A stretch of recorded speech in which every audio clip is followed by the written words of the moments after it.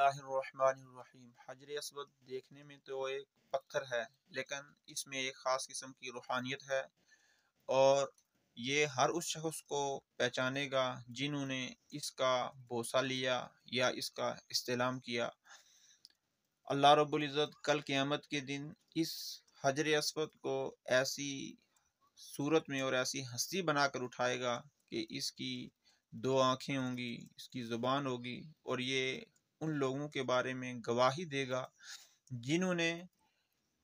عاشقانہ طور پر نیاز مندانہ شان کے ساتھ، ادب اور محبت کے ساتھ، بالواسطہ یا بلا واسطہ اس کا استعلام کیا یا اس کا بوسہ لیا۔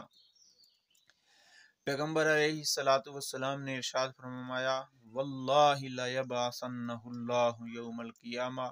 اللہ کی قسم کل قیامت کے دن اللہ پاک اس حجر اسود کو ایسی صورت میں اٹھائیں گے، لہو عینان، اس کی دو آنکھیں ہوں گی، یبصر بہما، جس سے یہ دیکھے گا، ولسان،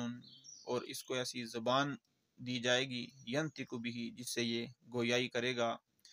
یشہد، اور یہ گواہی دے گا، علی من، ان لوگوں کے بارے میں، استلمہ، جنہوں نے اس کا استعلام کیا، بحق، اور یہ گواہی ایسی دے گا کہ جو سچی گواہی ہوگی۔ تو حجر اسود ان لوگوں کو پہچانے گا جنہوں نے اس کا بوسہ لیا، جنہوں نے اس کا استعلام کیا، اور ان کے بارے میں وہ گواہی دے گا۔ تو اللہ رب العزت ہم سب کو بھی حجر اسود، حج بیت اللہ، عمرہ کی سعادت بار بار نصیب فرمائیں، آمین ثم آمین۔